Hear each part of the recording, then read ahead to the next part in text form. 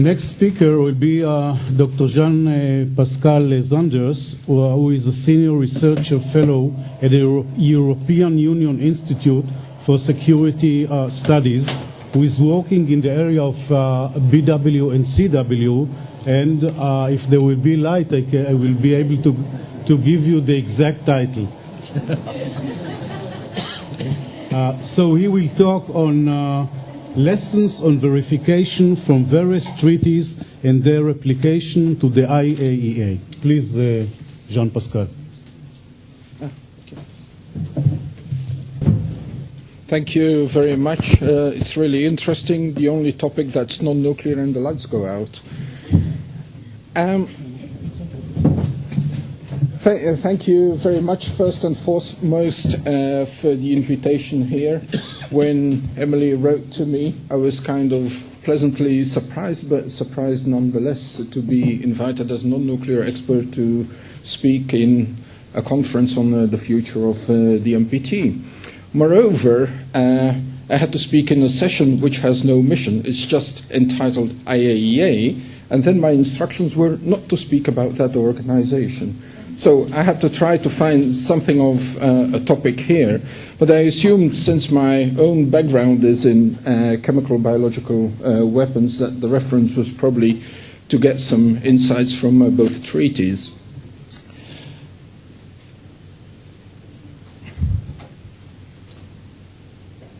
Okay, technology is failing me.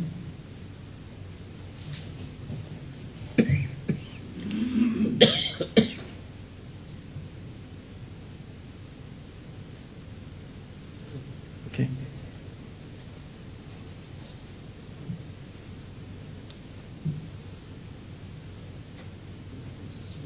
On the end. Okay. If we have a quick look at both conventions here, first and foremost, they're disarmament treaties. They're not non-proliferation treaties. They want to get rid of a discrete category of weaponry each. They're quasi-universal, both of them. The BTWC has 167 states parties, the CWC 188, and they are close second and third behind the NPT in that respect. But as I've mentioned, they are disarmament treaties, and disarmament, in my mind, has a backward and a forward dimension. The backward dimension is essentially all existing weapon stockpiles must be destroyed, and countries must report on past activities, in the case of the CWC since the 1st of January 1946. But they also have very finite goals. In that sense, nobody, big power, small power, can have chemical or biological weapons. Another thing which I find very interesting in CBW conventions are they are integrated regimes. Many of the discussions we've had over the past day and a half or so, that has been referring to different treaties, different types of regimes. Certain aspects are regional, other ones are global, and somewhere in the middle there should be a norm against non-proliferation. What we have in the chemical and the biological areas are basically one treaty. They cover disarmament as I have defined it. They cover technology transfers, any aspect that might contribute to proliferation. Cooperation and technology transfers are part and parcel of the treaty. Assistance in the case of attack with protection, medical assistance and so forth, verification, complaints, compliance, everything is integrated into a single treaty. Equally important, particularly if I wish to contrast it to with the NPT, is that each party to the convention has equal rights. There is no discrimination whatsoever. But equally important, all states parties have equal obligations. Now, between the BTWC and the CWC, there is obviously one major difference, and that's the fact that the BTWC, an early Cold War treaty. It was also the first disarmament treaty. Lacks substance in terms of verification and compliance tools. So for the rest of my presentation, I'm going to focus on the Chemical Weapons Convention. Now, the organization, I also have to say, verification in the CWC has many dimensions and many different processes. But because I assumed that part of the reason why I got invited was to have Iran was going to be in the background of some of the thinking and discussion, I have focused on the dimensions that deal with compliance concerns. So what we have in the Chemical Weapons Convention is an international organization, the Organization for the Prohibition of Chemical Weapons, and it oversees the implementation of all treaty articles. So every single aspect of the treaty it is responsible for. At the same time, I think this is also important, it has autonomous responsibility for detecting non-compliance and restoring compliance. So it's not dependent, the CWC is not dependent on outside sources in order to achieve its objectives. From the perspective of compliance concerns, I would say there are two different aspects to the whole process. And the first one, the very basic one in any system of verification, is of course the generation of transparency. Parties to the convention must report to the international organization according to very specific criteria detailed in the annexes to the treaty. That basis of reports that the states parties must regularly supply, that gives the foundation for inspections and obviously for the possible detection of anomalies. Upon becoming a party to the treaty, there is an initial baseline inspection just to verify that the report is correct, and everything else departs from there.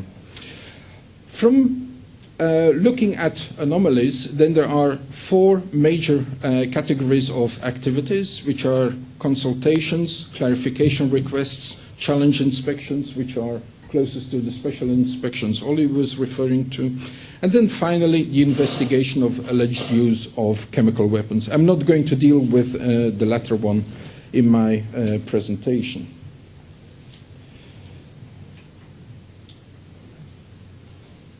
Oops. Now, I have given here a very quick overview of the structure of the OPCW, with the Conference of States Parties as the highest level decision-making organ, followed by the Executive Council. Everything below the Executive Council are implementation bodies of the organization, starting with the Director General, and below him is the Technical Secretariat, which includes the Inspectorate and the people who will evaluate everything. But for the rest of my story, the block to the right, subsidiary bodies, is equally important, because one of the subsidiary bodies is the Confidentiality Commission. And I'm going to come back to the aspect of confidentiality later on. A quick look at the consultations. Now, the Director General, as an international official, he receives the reports from the inspectors, and if something untoward is being reported, he has the authority, yet even the obligation, to consult with the state party concerned. If it can be resolved, that will never be reported to the other states parties. Corrective action can easily be undertaken. There is no loss of faith. If, on the other hand, we get into a situation where the matter cannot be resolved or it is too serious, then obviously the Director General must report to the Executive Council. However, the point I want to make here, consultations are part of a cooperative process rather than a confrontational one, and he has the discretion, he has the authority and responsibility to resolve a number of matters. If it can be done without involving other decision-making levels, then this is it. Between states parties, consultations is actually the most important activity that's going on. I call that the corridor diplomacy in The Hague. If states have certain concerns, there are going to be bilateral meetings between diplomats. Letters will be written, exchanged with each other. Questions will be raised, questions will be answered. OPCW organs are not involved in that consultation process. It's a purely bilateral activity that goes on. The great advantage of that particular process is that we don't get the megaphone diplomacy we often see in the nuclear area. There are no accusations going on, and for the state about which there are certain types of concerns, it's very easy to rectify, to take remedial action, because there's no loss of face, there is no public humiliation, so to speak. As I've said, so far this is the only process which is being used. The two next steps, clarification requests and challenge inspections, have never been invoked in the 15 years that the treaty has been in force. So what I'm presenting here is essentially what the process would be if it were to be used. Now,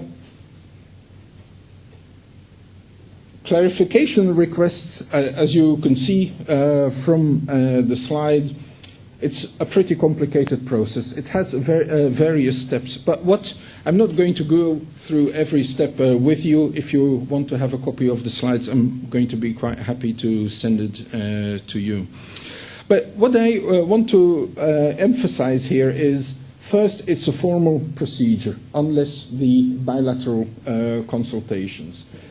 The second aspect, there is clearly an escalation of the issue, because it is a formal procedure whereby the targeted state party must respond within specified time frames. And within the process of clarification request, there are several steps of escalation which can go up to the level of Executive Council action to be requested.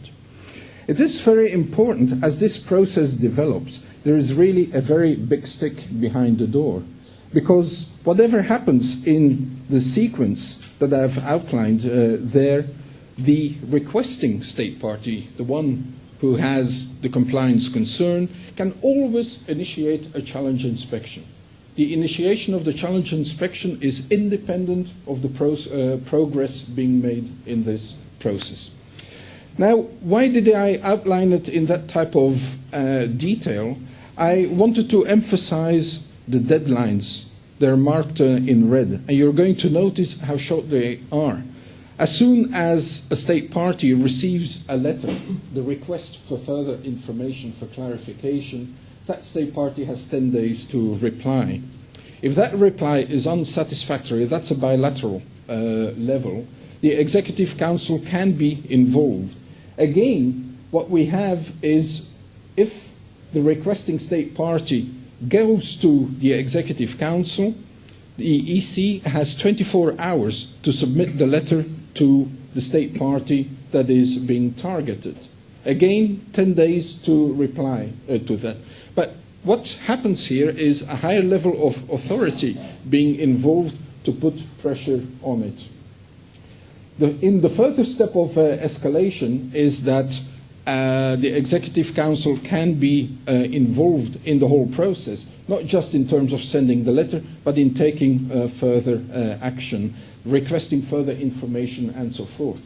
And here, the delay is that, again, the 10 days, but the call could then go to the conference of the states parties. A special session can be called, and the delay is 60 days after the moment when the Executive Council has transmitted the letter to that state.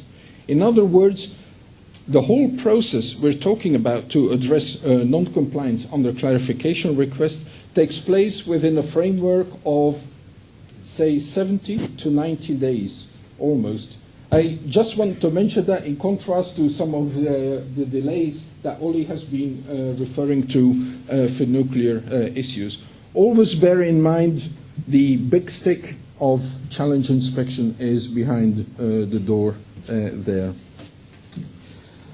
Now let's quickly go to the challenge inspection. Again, it has not been used, but essentially it is a short notice inspection at any site, even if it's undeclared by the state party under the terms of the CWC. Very important is that the state party, by joining the CWC, accepts the principle of no right of refusal. If a state party were to refuse a challenge inspection, it is in major violation of the treaty provisions. So that would be very objective to all other states parties for judgment.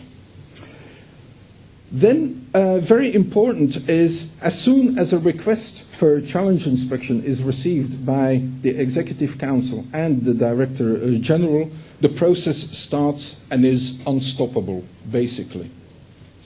What happens is that the challenge state has to be notified within 12 hours of receipt of the challenge request, and the only way that the process can be blocked is if 2/3 of the Executive Council vote against it. In other words, it goes ahead if that quorum is not achieved. The next element to think of is it involves the inspectors. Once the challenge inspection has gone on and there is no decision to block, this is an autonomous process. There is no interference anymore from political considerations from other states parties. The inspectors are required to submit a factual report. They cannot include opinions. It has to be purely factual. Now, I have said all states parties on the CWC, they have rights and obligations. Even a challenge state has a number of rights there, and which is quite important. I'm going to come back to that. But most importantly is the challenge inspection is a process that allows, it's not obligatory, but it allows for managed access. In other words, a site for the inspection is identified, and the challenge state may say, look, these particular areas have nothing to do with your challenge. We request that you do not go there. Okay, now you can say this is a major weakness. Not really, because the challenge state must provide alternative ways of convincing the inspectors that nothing untoward is happening in the areas that are off limits. Plus, the inspectors may interview anybody on the facility, irrespective of where they work, and interviews can reveal certain types of information. And as I've already mentioned, there's a call for a challenge inspection can happen at any time. It doesn't need precursor processes. It doesn't have to wait for outcomes of other processes that have been launched. A very important aspect as to why the system in the CWC may be credible is the aspect of confidentiality. One of the things that surprises me all the time is how much information about reports to the board of directors of the IAEA is circulating in advance of the meeting, how there's already an enormous lot of commentary, there is interpretive analysis of a number of elements, and one wonders how you can ever come to addressing concerns at a low level. Now, in the OPCW, I've already mentioned there's a special commission responsible for overlooking confidentiality. But the process is very strict, and at the OPCW there is an enormous discipline in that element, and it concerns all verification aspects, even the routine dimensions, which I do not address here. The Director General can undertake quite a few activities in total confidentiality. Even in routine inspections, if there is an anomaly, he can address it without having to report to the states parties, as I've already mentioned. The inspection process is shielded from political interference, I've already mentioned. But perhaps very important to look at is the importance of confidentiality in the challenge inspection. And it works in two ways. The challenge state party has right of confidentiality in the process. I'm almost done. Yeah. The challenge has right to confidentiality too. In other words, no information that's actually unrelated to the purpose of the inspection must circulate. If the inspectors become aware of it, they have to keep it to themselves. And that's the foundation of the managed access procedure. Also, it gives the challenge state actually the opportunity to supply supplementary information to prove that it is in compliance with the treaty without having to fear that that information will go to other states parties. For example, on the basis of records from an industrial plant, commercial proprietary information might actually prove that there is no violation going on. However, for the OPCW, it is also important to have confidentiality in the whole process, because as they plan the challenge inspection, they don't want to give too much information to the challenge state party, otherwise that state might actually get too many areas of limits through the managed access process. So there is a careful balance going on in both parts. Now, as time is going, I just wish to draw your attention to two special features of the CWC procedures. There is the possibility of reporting non-compliance to the General Assembly or and the Security Council. But the big difference, I think, with the IAEA is that it can be done. It's not an automatic obligation by either the Executive Council or the Conference of the States Parties. In other words, what we have here, referral to the UN, is a conscious political decision by one of the decision-making organs of the OPCW, which means it has the advantage, before it goes to the UN, the P5 are going to be on board. In other words, they are part of the process within the OPCW, they know all the facts, and the mere fact that they authorize it to go up to the UN means they will be on board. Consensus decision-making is not an obligation, but it has become part of the tradition in the OPCW. And the most likely outcome of such a referral is that either General Assembly or the Security Council are going to refer the matter back to the OPCW, but basically saying we fully agree with whatever measures you are proposing to take. It gives enormous authority to the highest decision-making levels within the OPCW. EC and CSP, they can take their own measures. They are unspecified, but they can include sanctions, actually. The only thing which seems to be off-limit is a military strike or a military invasion to rectify the situation. I've not seen that being discussed anywhere. But sanctions can be taken, but it's unspecified. We don't know what it might be. So, by way of conclusion, I would say Chemical Weapons Convention probably has the most complete integrated compliance verification system of any arms control disarmament treaty. It has a clear preference. This has developed over the past 15, 16 years. It has a clear preference to resolve anomalies at the lowest level of confrontation, hence the focus on consultation rather than the other two processes. However, I do believe in hindsight that this evolution towards a much more cooperative regime has become possible because diplomats, the negotiators of the treaty, actually took so much time and energy in designing those, in detail, those enforcement tools which you have through the clarification process and the challenge inspection. In other words, if you look at the treaty, each step that is possible, each escalatory step in the process, each time within the treaty there's still a big stick somewhere behind the door to make it worse than what it is. So at no point do you come at a situation where a country would be let off the hook. However, as I've said, it has never been used. It remains a process defined theoretically in the treaty.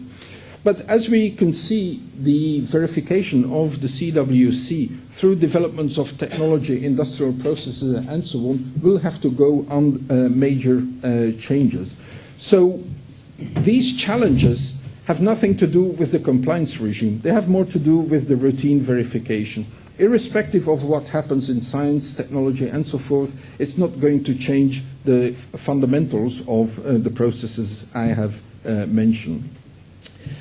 A second challenge that remains is, while the processes within the CWC may be relatively autonomous, at the end, at the output, it becomes very political again. It becomes political decision-making again about, okay, has compliance been breached? What measures shall we take? Are all political decisions. And very often there is a tendency to think of challenge inspections in black and white. Either there is compliance or there is no compliance. But what happens if the outcome of the challenge inspection process is a case of marginal compliance? You know, there is a little breach, nothing much has happened. But can you let it go? Something which on a different level might never have incurred that type of thing. It is a question. So to conclude, I would say, on the whole, in the CWC system, on the whole, compliance cannot be defined by the absence of proof.